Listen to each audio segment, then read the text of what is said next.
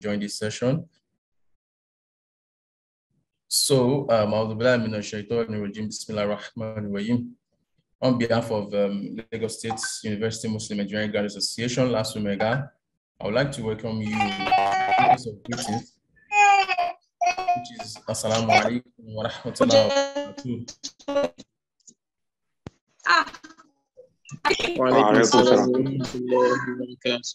Please, can the host mute everybody because there is. Okay, thank you for that. So my name is Ibrahim, and I'll be your moderator for today. Today's event is tagged Depression, Signs, Symptoms, and Mitigations. And as we all know that the PDF is a yearly program organized by LASU Omega for its alumni through the Professional Development Committee. And the Professional Development Committee is actually responsible for, the following, which is not limited to what I'll be mentioning. The first one is to train and expose members on various IT skills and professions, to incubate ideas and nurture such ideas to fruition, to build a system and develop solution, to commercialize the solutions where applicable. So inshallah, I would want to implore us to actually sit tight and as this session begins, which actually promises to be revealing, inspiring, and insightful. Without much ado, I want to call on Brother Sadiq Yakin to kindly give us the opening prayer. Assalamu alaikum wa rahmatullahi wa barakatuh. Wa alaikum assalam wa rahmatullahi wa barakatuh. Alhamdulillah, all thanks to Allah subhanahu wa ta'ala who has given us the opportunity to gather here this afternoon. We thank him for the grace of life, and we equally beseech him to accept these thanks from us an act of worship. Equally, I ask Allah subhanahu wa ta'ala to shower his blessing upon the noblest of Makkah, Muhammad bin Abdullah sallallahu alayhi wa sallam, his household, the companions, and the generation of Muslim Ummah, the day of accountability. Ameen. So I pray to Allah subhanahu wa ta'ala to make this section an insightful one. May He make it a one that fulfill its purpose. May He make it the one that at the end of the program will all have the cause to glorify Allah. And equally, our lecturer that will be taking us through this section today, may Allah subhanahu wa ta'ala guide his tongue, may He guide his soul, and may He protect him from the accursed shaitan. And equally, for those of us that will be here to enjoy this section along with every one of us, may Allah subhanahu wa ta'ala in His infinite mercy make us benefit from this program. And on the day of Qiyamah, may we not all have the cause to regret for one moment. Bismillah, Fatiha. Bismillahir Rahmanir Rahim. Alhamdulillah Rabbil Alameen. Rahmanir Rahim. مالك يوم الدين إياك نعبد وإياك نستعين اهدنا الصراط المستقيم صراط الذين أنعمت عليهم غير المغضوب عليهم ولا الضالين آمين. Amen. May Allah accept the dua. Jazakumullah khairan malam for that dua. Now we go to the next item on the agenda. We would like to introduce or read a citation of our guest speaker. And to do us this honor is not that person and Sister Alima Tande. Assalamu alaikum wa rahmatullahi wa barakatuh. Sister Alima, wa alaikum assalam wa rahmatullahi wa barakatuh. I welcome everyone from Last Omega and all professionals to this virtual webinar. I'm also honored to welcome our guest speaker to this occasion. Today's webinar is presented to us by the Professional Development Committee of the Last Omega. The topic this afternoon is depression, sign, symptom, and mitigation, which will be discussed by our professional guest speaker in the health industry, Honorable Dr. Itopa Yahya Garba, consultant psychiatrist and addiction treatment specialist, General Hospital, Mina. Place of birth and childhood. Dr. Itopa Yahya was born in Lagos, Nigeria. Briefly profile. Dr. Itopa Yahya was born 1st October over 4 decades ago in Ikare, Ondo State. He is from Goroke Okin local government area of Kogi State. He attended 2 primary schools, Egbado South Local Government Primary School in Idiroko, Ogun State, and Ansarudeen Primary School, Surulere, Lagos. He also attended 2 secondary schools, Ansarudeen High School, Surulere, and Oshodi High School, Oshodi, Lagos State. He was the senior prefect as well as the MSSN president at Oshodi High School. He attended 2 universities as well, University of Lagos for a year between 1991. Sister Alima, if you're still talking, we can't hear you. I could see you still talking, but I hear from my own end. I think it's from your end. I can hear you. We can hear her, but I think it's from your own end. We can hear her. Where he studied zoology and then proceeded to study medicine at the Ahmadu Bello University, Zaria, where he graduated in 2002. He did his national service in Umuahia South Local Government Area, Abia State. Between 2003 and 2004, he did his postgraduate training at ABU Teaching Hospital, Zaria, and became a fellow of the West African College of Physicians in 2015. He also has a master's degree in public health. He is currently a consultant psychiatrist with the Niger State Hospital Management Board. He has been a guest speaker at different forums delivering lectures on mental health, drug abuse, and other related health topics. He also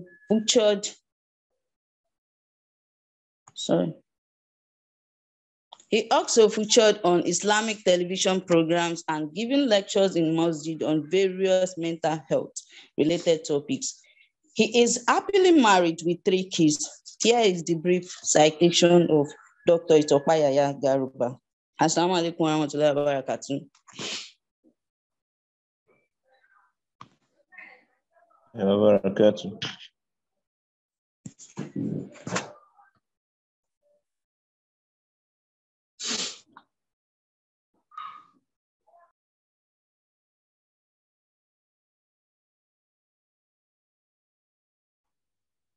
Hello, assalamu alaikum.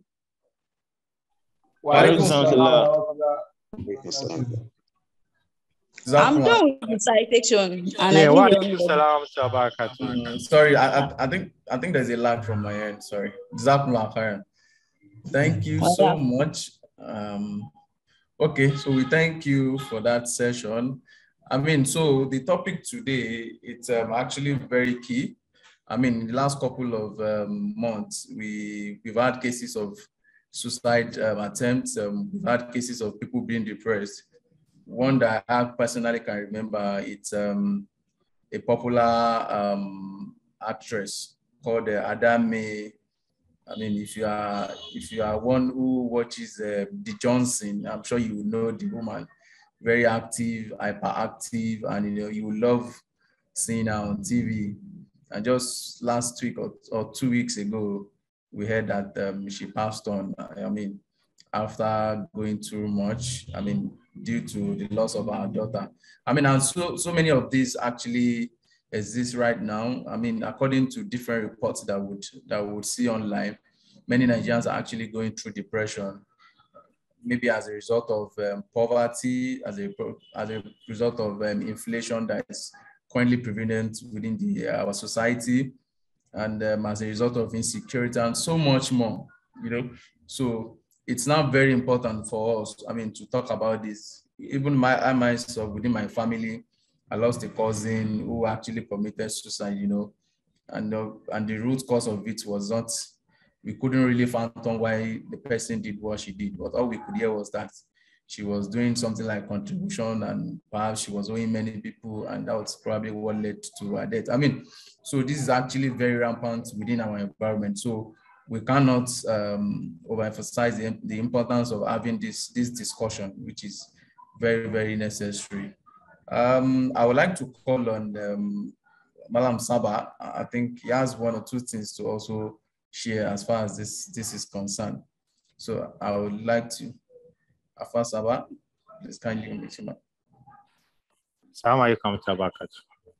Wa alaikum salam wa rahmatullahi wa barakatuh.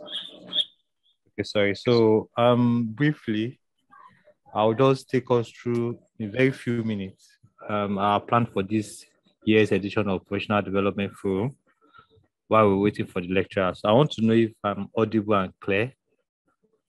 Right, Brian? Am I audible? Yes, you are. Am I clear? Okay, thank you. So while we're waiting for the lecturer, I'll be taking us through our key activities for this edition of Professional Development Forum. So the objective for this year edition, or what I will call the theme for this year edition of our Professional Development Forum, is entrepreneurial literacy. So our idea or our expectation is that by the time we round off this session and you participate in all the sessions, you would have been able to keep yourself with information that would have, in a way, activate your entrepreneurial mindset or attitude, so that you can look beyond what is within and around you to what you can actually transform those things within your domain to that will add value and translate to some economic and social value to you and your immediate people around you. So with that in mind, we divide this year edition to 3 major segments.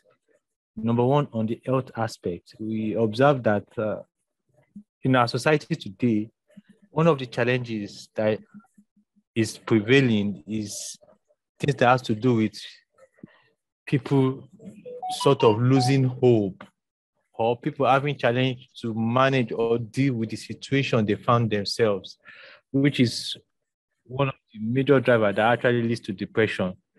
And what we have also seen in our environment is that this eventually leads to results that is actually untenable, that that's very difficult for people to actually phantom or live with.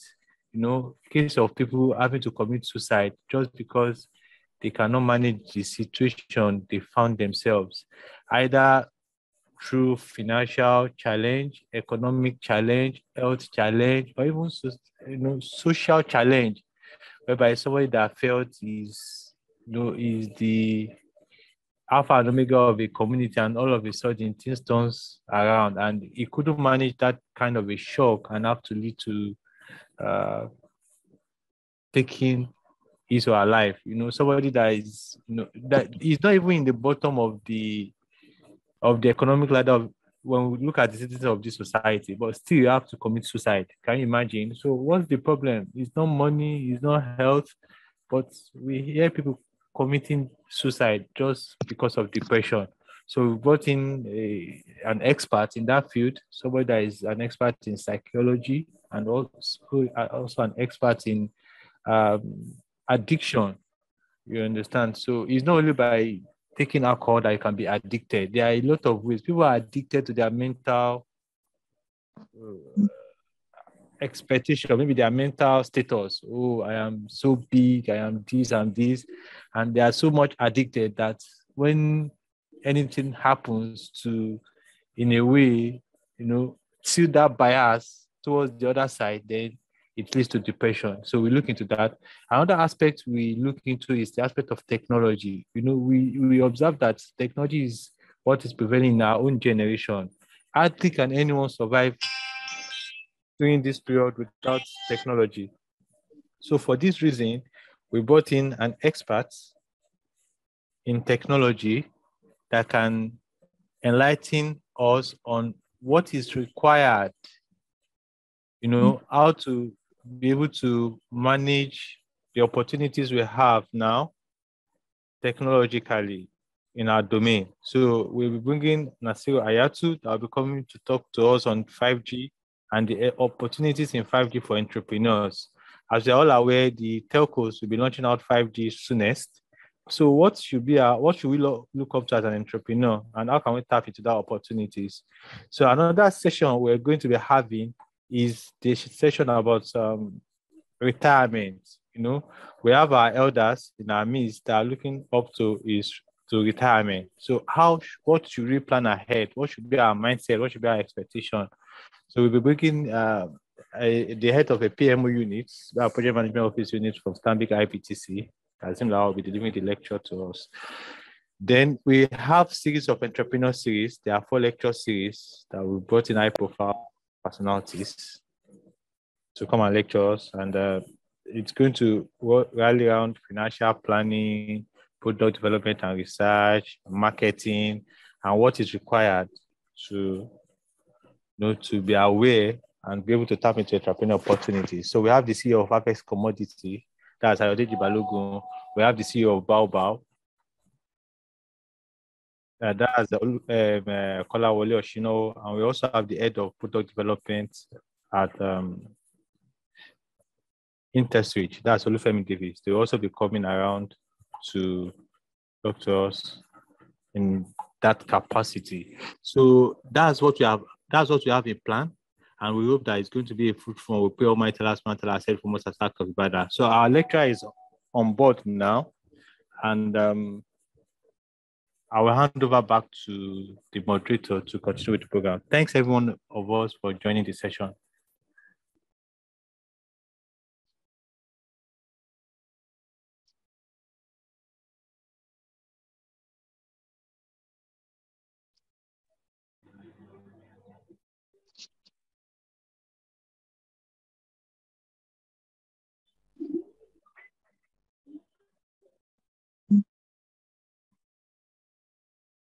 Sorry, I think Ibrahim Idowu has been muted. Okay, so let me call on the lecturer, Dr. Itopa Yahya Garba. He has joined us now to commence the lecture. Dr. Itopa Yahya, welcome on board. We appreciate your attendance. So you have the floor now. You can start the lecture.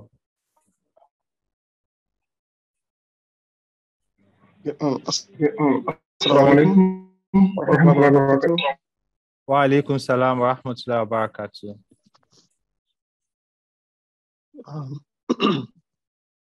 Okay, sorry. Sorry for the little delay I had coming on. Load up. I have what's it called?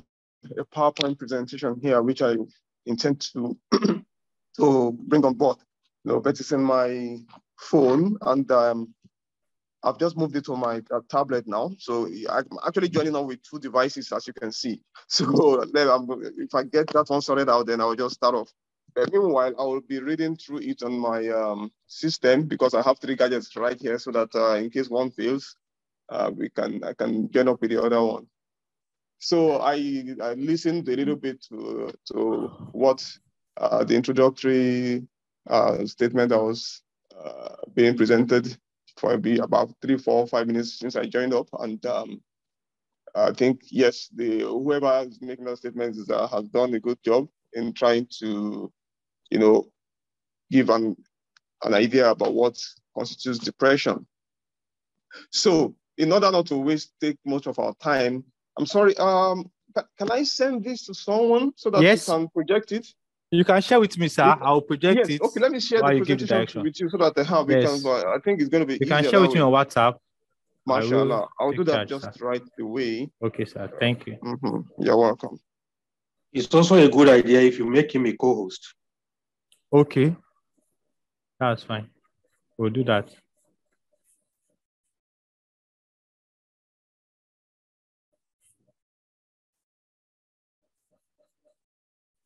Garba.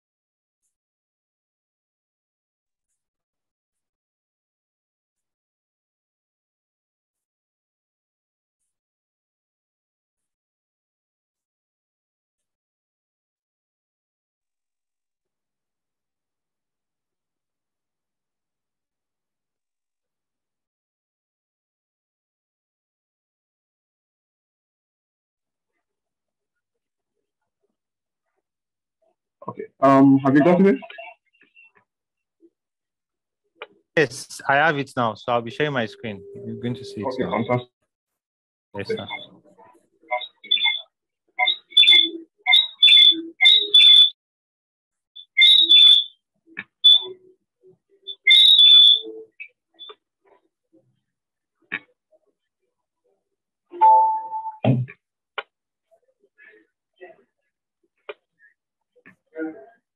So can I start off? Yes, sir, you can. All right. Assalamu alaikum wa rahmatullahi wa barakatuh. So essentially, depression is a topical issue in our present day world, of which it has occupied the limelight in terms of importance because of the several things that can occur when persons are depressed. Okay, so it's important that we all appreciate what constitutes depression and understand fully what depression is and what it is not. Because a lack of understanding can make one to take the wrong decisions in seeking help for depression. So let's jump into it. I have an outline here which I'll be following. That's the next slide. We'll just go through a brief introduction, do a background on what's depression. We look at an overview, cause symptoms of depression. If you notice, in my topic, I swapped your signs and symptoms. People generally like to say signs and symptoms. It's nice when you are making statements, but typically the symptoms come first, because the symptoms is what the person is experiencing. Then the signs is what the clinician will look out for. So I try to put it in the right chronological order. Instead of saying signs and symptoms, I've decided to say symptoms and signs. Okay? So we'll look at the overview of depression, what's depression, the core symptoms of depression, next slide, I'm on the next slide, how depression can manifest, the various grades in which depression can manifest, can be mild, moderate, or severe. Then who can be affected? That's more or less like the epidemiology of depression. Then we'll now talk about depression properly. Now, if you notice, I decided to bring in anxiety here. Typically in psychiatric practice and in mental health, we understand that depression most of the time does not occur alone. We consider depression and anxiety as two pills in a pod. When you have, the granite pod, for example, typically there are about two of them. There are a few that might be more than that, but typically there are two pills in a pod. And it's good to look at it that if you have one of them being depression, the other one will be anxiety. Also, if you have anxiety, you're likely to find depressive symptoms there. So that's why most of the time when we discuss depression, we don't want to discuss it in isolation because anxiety is almost always there. Even though I didn't deliberate too much on anxiety, but it's good to know that those concepts exist. Then we'll now look at managing depression. Then we'll look at some Islamic prescriptions towards managing depression. Then, of course, we conclude. Next slide. So by way of introduction, religious belief is an important determinant of mental health. I'm on the next slide. Depression is the mental health responsible for the largest disease burden globally. Okay. You see, it used to be considered that cardiovascular problems are responsible for the largest burden of disease. But in recent times, depression is more or less has come to limelight, and people have come to realize how important it is and the extent that it is actually affecting persons. Okay, it's important to note, like the previous person commented, that look, being depressed does not just have to do with you not facing difficult life issues, not having money, not having property, or things like that. No, it's actually a clinical syndrome that can affect you, whatever your socioeconomic status. So depression is not a respecter of socioeconomic status. You can have all the good things of life, and yet depression can come on an individual. All right, so that's why it's important to understand what it really entails. Okay, I've mentioned that Islam is the fastest growing world religion. That one is without any doubt. But however, some Muslims believe that depression occurs due to a lack of faith. we need to clarify that that's not it. Individuals or families with this opinion are less likely to acknowledge symptoms or seek professional psychological help due to the stigma. So when persons, because of their religious beliefs, erroneously think that when persons are depressed, then because their iman is not strong enough or something like that, at the end of the day, the person will suffer depression for long periods without respite because they will end up continuing taking the wrong interventions. All right. So next slide. So depression can happen to any one of us. All right. So being Muslims means having our faith rooted within us, but it doesn't mean that we are not vulnerable to experiencing such challenges. So I'm just still buttressing the point I've made earlier. Having depression does not negate one believing Allah subhanahu wa ta'ala and his divine decree, but can distort the iman. So this third point is actually very important. You find out that when people, especially when they are severely depressed, they start questioning their iman. They start wondering that, has Allah forgotten me? I mean, if God exists, why am I experiencing what I'm experiencing right now? Things like that. So depression can actually push one into a belief system. I mean, distort or affect you to, if one is expressing it, to seek help as far as possible. All right. So it's also important to recognize that depression and anxiety as mental illnesses and needs to be treated professionally. Okay. Islamic belief can help make recovery faster and even prevent frequent relapses. So actually, your iman can be a reason why you'll be able to weather through the experience of depression whenever if one is afflicted with it. All right. So prayers are very much part of Muslims. Okay. I'm on the next slide now. It's important to couple it with the right measures and taking the appropriate steps to manage mental health issues such as seeking professional help. So while you pray, also seek professional help to help you manage the challenges you might be coming down with. Okay. So someone who experiences mental health challenges needs to seek proper medical intervention and support. So while you are praying, look for the people who know about what you are experiencing. Let them help you out. Prayer alone will not always solve these problems. Like I typically tell persons when I'm doing my counseling sessions and things like that, that look, if you think your faith is so strong, if you are hungry, why don't you just pray about your hunger and let your hunger disappear? You know, it doesn't work that way. Allah has made it that, okay, fine, this is for the problem of hunger, eat food, and that solves it. So if you say you are so faithful and you just pray over it, you probably just end up hungry. You know. So similarly, if you have an ill health or a health challenge, and there are people with knowledge, appropriate knowledge in that area, seek them while praying that whatever solution that they bring forth will work for you. Because for crying out loud, many persons, you may find two individuals having the same diagnosis of depression. You give the same treatment, one will respond, another will not respond. You know, so those are quite, are things we know happen. Of course, you may have to explore other areas before you may be able to get some good response on the other person in which initial treatment was failing. All right. So next slide. So it's important to first understand what defines depression and anxiety before attempting to discuss their management. So the reason that last statement. Next slide. I'm on the next slide. It's not moved it. Okay.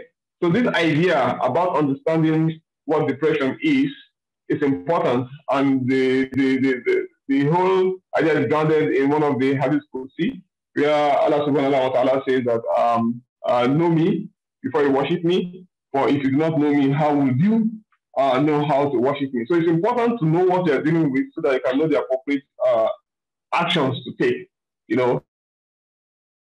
So now, what is depression? Next slide. So depression, as you know, is a mood disorder, okay? And it's a clinical condition which is characterized by low mood, feelings of sadness, and low energy. There are 3 points there. the first thing that let's understand is a mood disorder. Mood means how subjectively or how individuals experience themselves. Sometimes we ask people that, how do you feel in your spirit?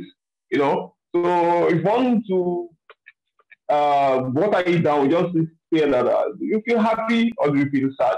You know, so mood state is what defines whether one is feeling happy, one is feeling normal, or one is feeling sad, and the various shapes in between. Okay, so typically people have what is their normal mood, and you know what your normal mood is. You know, you may not necessarily need to be laughing and being elated to be in a good mood. You can be in a good mood and just still have a calm face. Then again, when there is a significant change in this, that is when you may say someone is having a mood disorder. So when there's a dip, when the person is sad, unhappy, that is when depression sets in. And this is not just the depression that happens or the state of unhappiness when you are bereaved, when you've lost property, or when there is like a mishap or something. No, it is in depression is much more than that, much deeper than that. So depression is deeper than normal experiences of unhappiness, sadness that comes with loss of valuable person or relationship or possessions. So when people have problems in their relationship, they become sad. You know, if you lose your car, lose your house or something, or you got bereaved, it can be sad. But that doesn't still qualify as depression because it's just a normal human experience when things like this occur. All right. So usually depression lasts longer than expected for whatever situation precipitates it. So some of these loss events, like being bereaved, you know, losing an important property, on all of that, can actually push the person into depression. Like individuals that lost a lot of money during that MMM scam, you know, things like that. A lot of people became depressed out of that. So it's understandable. So, but then it's the duration of being in that mood state that makes it depression. So a loss event can tip somebody into depression. Then again, depression can occur out of the blue. You do not necessarily need to have suffered a loss event for you to be depressed. So everything might be so nice and rosy, you know, things are working well for you. Then just within the space of a few days to a few weeks, you can just find a dip in your mood. You can absolutely not explain why it's happening. Yes, depression can come up on an individual like that, especially if there's a family history. And that points to the fact that there might be genetic factors to that. So depression, again, is not a failure or weakness of character. No, it's not something you can wish off and say, yes, I will win it off, you know, and no, I don't need to be depressed. Let me, you know, bring up my guns too and be firm and be strong. No way. If proper depression comes upon you, you have absolutely no power over it. Okay? So the three core symptoms which I've mentioned earlier in depression, that's the next slide. So essentially involves low energy and loss of interest in previously pleasurable activities. Okay, so those are the things that constitute depression. Those three core symptoms, all right? Low mood, low energy, and loss of interest in previously pleasurable activities, all right? So let's continue. So other symptoms you can find in depression include reduced level of social interaction, all right? Did you jump the slide? Okay, good. Reduced level of social interaction, poor work or academic output, poor self-care, poor self-worth, you know, feelings of guilt, and poor outlook on the future. People with, I think you may have jumped a slide. What I'm seeing here is different from what is on the slide. Are we together?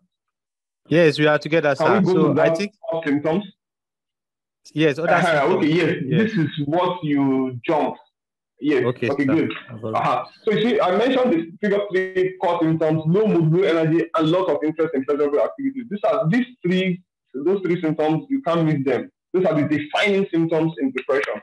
So the next ones are other symptoms that you can find, and these other symptoms I'm going to mention now, which are on the slide as you can see, can be explained if you factorize, let me use that mathematical term, or simplify, rather, if you simplify those other 3 core symptoms, it can explain what all these other ones that we mentioned, how they come about. So you can have low appetite or increased appetite, as the case may be. So typically what you find commonly is that when people are depressed, their appetite is very, very poor. They don't want to eat, they may go for several days without eating, depending on how severe that depression is.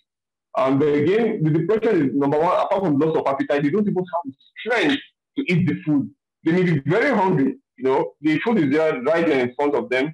They will lose interest in that food, and they don't even have the energy to feed themselves. So you might find an adult who is severely depressed, who has to be fed like a baby, because they just don't have that energy or the interest to carry that food and eat. So low libido. Yes, that's for married couples now. There will be lots of interest in sex. You might find out that the partner, if they do not understand, they may think their partner or their spouse have lost interest in them, or they are becoming, having maybe some other interactions outside the home. No, depression can make the spouse to completely lose interest in any intimacy. So it may be a reason to actually seek help before it becomes complicated. So sleep. So the sleep might be poor. It may either be increased or maybe reduced. Typically, it's reduced. People tend to wake up 3 to 4 hours or 2 to 3 to 4 hours earlier than their usual waking up time. Okay, but in some cases, especially in mild depression, they may actually oversleep. Now, but the thing about the sleep in depression is that when the person wakes up, they feel unrefreshed. Typically when you wake up in the morning, you feel energized, you feel refreshed, you feel, yes, you can face the day. But in depression, when the person wakes up, the person is completely unrefreshed. It's as if they didn't sleep at all. So that's the thing, the quality of sleep in depression. Likewise, you can have weight loss or weight gain. In mild depression, some people may, when they are depressed, they tend to eat a lot of carbohydrate-based food. You see them, they will cook a lot of food, and do a lot of pastries and things like that. So they tend to eat a lot in the mild form of depression. But the moderate and more severe one is usually loss of appetite. So it's not impossible to find both appetite, loss of weight and increase in weight in depression. Okay, but typically it's loss of weight that usually happens because the person will lose interest in eating food. Okay, depression can also lead to what? Reduced level of immunity. All right. So when you are depressed, a lot of your the cells in the body that help to fight infection and all that would lose their potency. So one is more liable to come down with infections when one is depressed. Okay. So other symptoms, I'll just read through these ones: reduced level of social interaction, poor work or academic output, poor self-care, poor self-worth, feelings of guilt, and poor outlook on the future. You see, if you look at this, poor self-worth, the person feels unworthy. And part of feeling unworthy is that they feel like maybe there's no point for them to be alive because what is the use anyway? All right. Then they start having these feelings of guilt. This guilt might be directed at things that have happened in their past. Maybe some erroneous or flimsy things they've done in the past. They start feeling genuinely remorseful and guilty over it all over again. Or sometimes they may attribute the misfortune of others to be as they are the one who is responsible for such misfortunes. And it's important to be very careful about it, because if you see typically what happens when they say, especially in rural villages, they say somebody is being lynched. Why is this person being lynched? They will say that yes, he has compared let me use Yoruba now, Yahya, that he has compared to killing to killing that and being responsible for so and so death and things like that. No, this woman, the typical old woman who makes such confessions will probably think that you see the person is there living alone, is elderly, living alone in a hut. The children are probably either not around, or some of them are even late. That's why God has even blessed her with long life. So when and depression is typical among women, especially in the extreme of age. When they start getting to that mindset, they may start attributing and feeling guilty things that happen to other people around them and feel the need to make such confessions. So one needs to be very careful when people are trying to, give people names in the village that this one is a witch or whatever.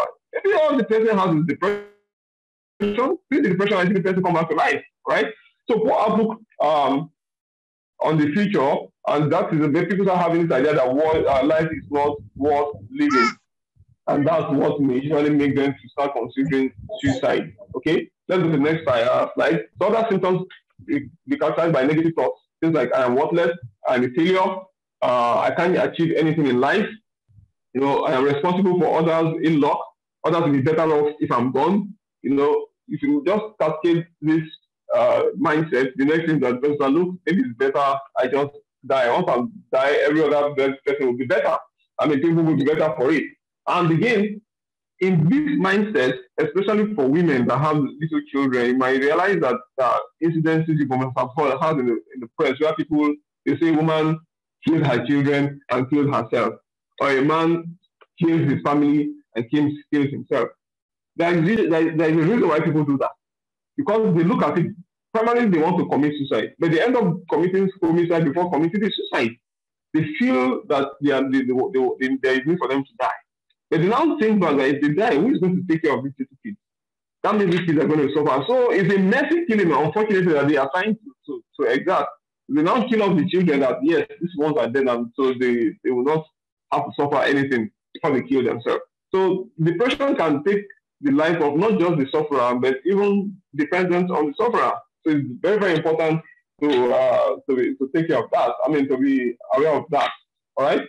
So next slide. How can depression manifest? So in the mild cases, here the individual may have 2 of the core symptoms and any other 2 of the other symptoms. So those core symptoms are the ones I mentioned earlier. Out of those 3, low mood, low energy, and loss of interest in pleasurable activities. Those are the core symptoms. So in mild depression, typically they will have either any of those any 2 of the first 3 core symptoms, then any other one of the ones I mentioned, poor sleep, feelings of guilt, feelings of sadness, crying spells. I didn't put that on there. Yes, the people who are depressed, you find them crying a lot, So the individual will still, in mild depression, the individual will still be able to get by with daily activities, but with a lot of difficulty. So you find out that they are able to still go to work, manage, but then they may be clumsy, they may not meet targets on time, So usually, and sometimes it may just go unnoticed. For many people go through mild depression and people will not do because they are able to just cope by forcing themselves. And funny also, mild depression may not necessarily require drug treatment. Sometimes psychotherapy and counseling may just be what the person needs, and a listening ear and emotional support, and they'll be able to go through it. But in the mild and the moderate and severe ones, usually they will require treatment. Okay, so they may also progress to more severe forms if untreated. So if it's not managed when it is mild, the typical things that it will progress to moderate and severe. So now, moderate depression. Next slide. So in moderate depression, 2 of the core symptoms plus at least 3 of the others. In mild, you say the person will have 2 of the core symptoms and any other 2. In moderate, the person will have about 2 of the core symptoms and any other 3, of the other symptoms to make a diagnosis of moderate depression. Many anxiety symptoms and physical symptoms are also present. So in moderate depression, you find out that a lot of anxiety symptoms are there. That's why you can never separate depression from anxiety. Then activities of daily living or work is usually significantly impaired. So somebody who is moderately depressed may not be able to cope adequately at all, even if they show up. All right. So the next slide, the severe depression. All the 3 core symptoms are present. Then you now have at least 4 or more of the other symptoms. All right. So all the core symptoms of low mood, low energy, and loss of interest in previously pleasurable activities. Those 3 core symptoms are there. Then you now have 4 of the other ones. Again, any 4 at all, as the case may be. And usually it's even more than that. Okay. So functions functioning is severely impaired. In severe depression, people usually cannot just function. They will not be going to work. They may skip work, several days or weeks of work. They just can't go. The energy is not there. The interest is not there. Okay, so people that are completely unable to function, suicidal and homicidal tendencies, which I described earlier, can usually be present in severe depression. Okay, there's a complete lack of feeding and inattention to self-care. All right, so people who are severely depressed have no business taking care of themselves, they not take their bath for days or weeks, or if you tell them it's with a lot of difficulty, or sometimes they may even have to be bathed like a child. Okay, they will leave their hair disheveled, don't change clothes, things like that. So, and then of course, in severe depression, they may start making plans to commit suicide because they find themselves in a very dark place. The patient I saw earlier in the week who gave me a young lady, some of this, what she was experiencing, and I just had to document that because it's more or less like a classic description of what happens in depression. All right, I will look through it and just read it through so that you can appreciate what persons who are depressed, the kind of emotions they go through. Because she was so eloquent in bringing out her experiences, in mentioning them. So I found that quite impressive. All right, so I will read through it verbatim, the way she mentioned it for your listening, so you can appreciate how a depressed person, what they experience. And so I'll just mention about 10 things she mentioned. I feel sad. I feel empty. I feel guilty.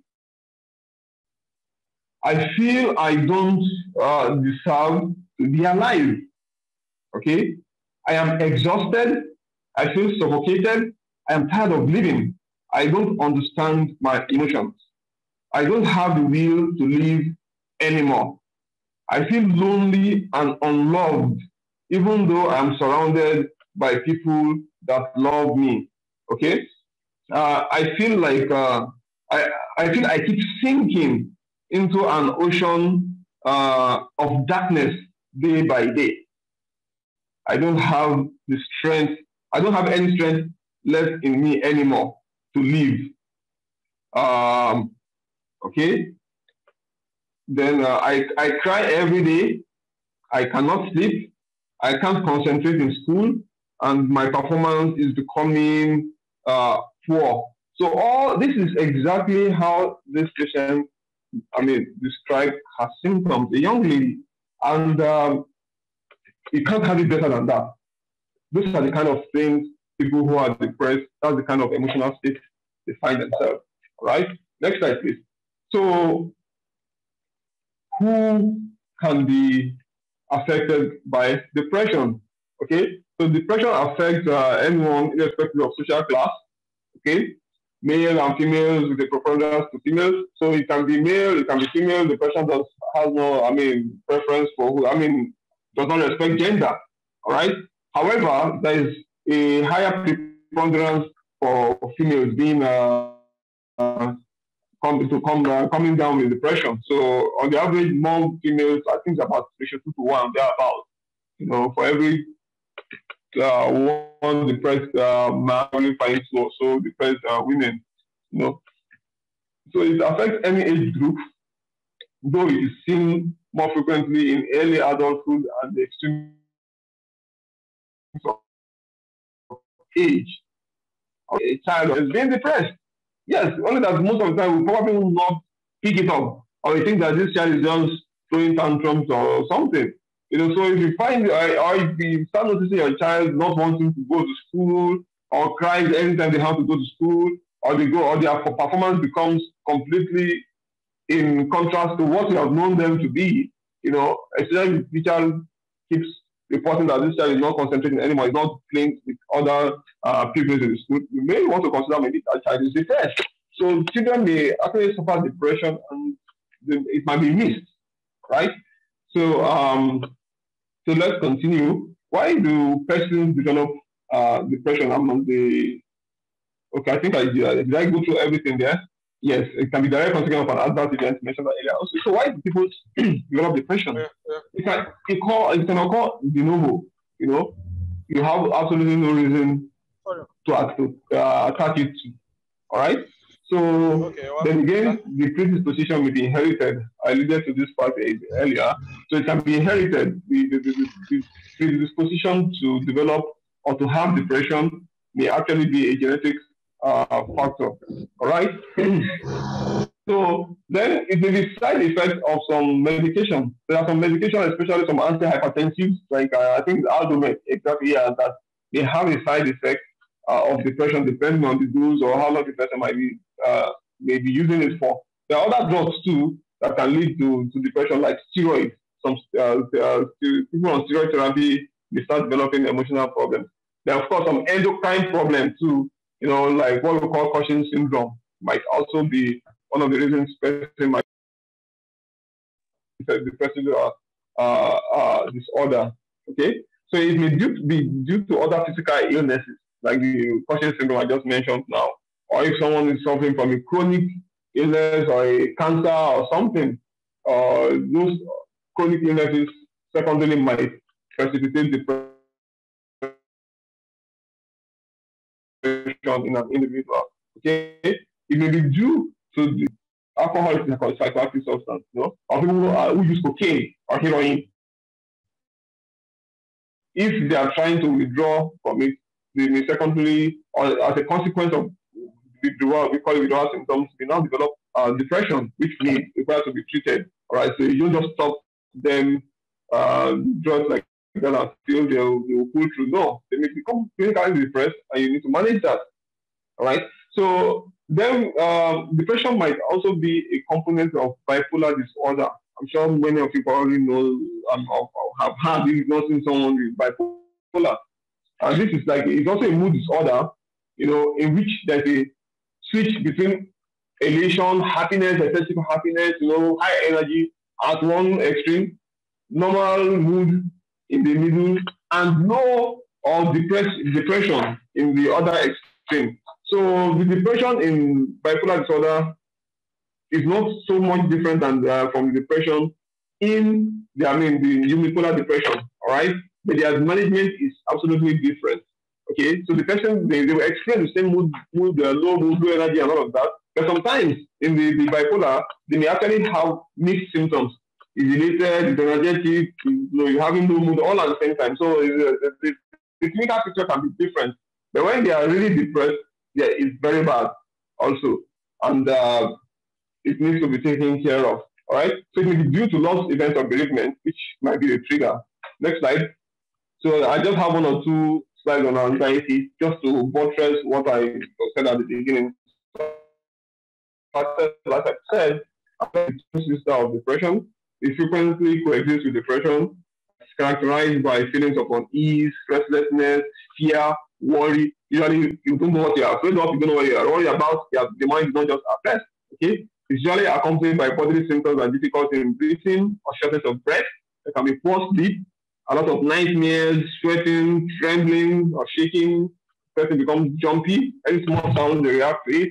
You know, they may feel lumps in the throat, nausea or abdominal discomfort. You know, feeling bloated. You know, feeling of internal heat, chest pain, discomfort. You know, a lot of funny symptoms that people have might be just be as a result of anxiety. Okay, feeling dizzy, unsteady, lightheadedness, or feeling faint, or feelings of unreality, where you feel as if you are not the one occupying your body. You know, some people will tell you that they feel as if the wind is blowing them as they are walking and things like that. So a lot of all those things I've just mentioned that you can find in anxiety. You know, a funny one is when people tell you that it's as if there's something stuck in their throat. You know, they will eat food, swallow it, but they still feel as if it's stuck or that something just there. You know, it's an anxiety symptom. All right, so there's so many of them. There maybe some other times, and if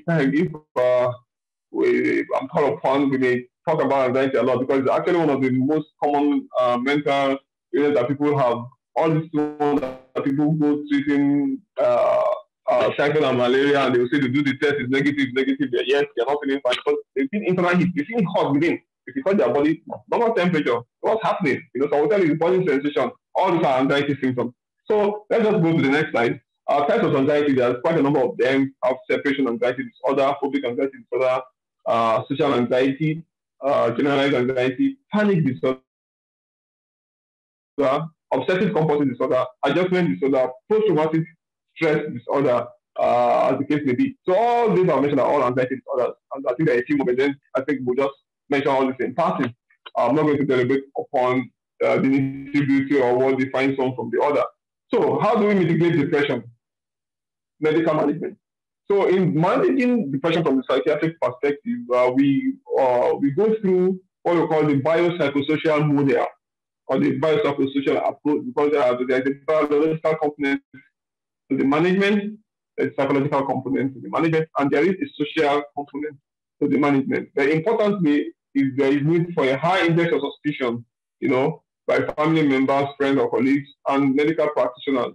I think I saw a post. Is it today or yesterday? There was just someone's feed, and like if you know someone who is always posting, always like in a social media group, is always chatting people up, posting funny things, the life of the group or something, and all of a sudden the person goes silent. It may be important for the other persons to check on them, because that sudden change or absence may just be a change in mood. And when people are depressed, they tend to isolate themselves. They want to be alone. So it's at that critical time that now it's time for people to pay back, check on them, and find out how they are doing.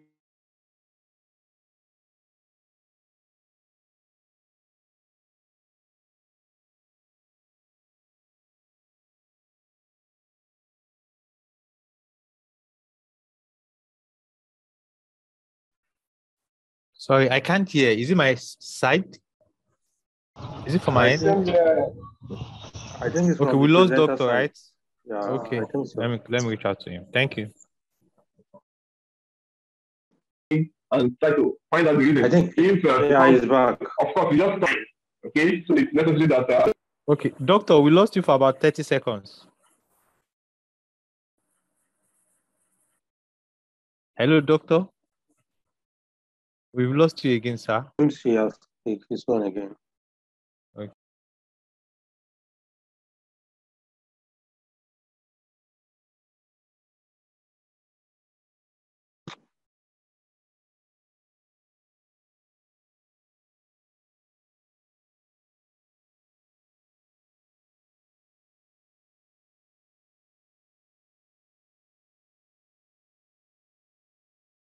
Okay, he's back. I can see him.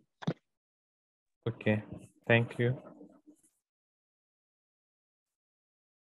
So, hello, doctor. Can you hear? Doctor. I guess it's network. Okay. Okay, let me try and see if I can unmute him.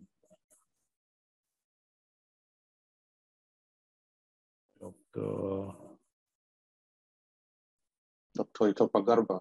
Okay. He's mute.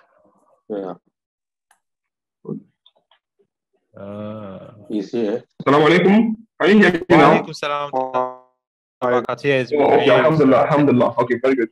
All right. So biological management, psychological management, and social management. So the biological management is the one that involves the use of medication, where we give antidepressants at the appropriate dose, okay, to be able to manage the depression. Usually, typically antidepressants don't start working until after 2 weeks of use.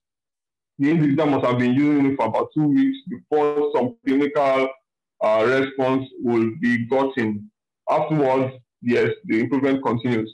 Then, of course, there are other forms of therapy that we also consider as biological therapy, and that includes physical treatment, okay, like what we call light therapy, and in very severe cases, electroconvulsive therapy.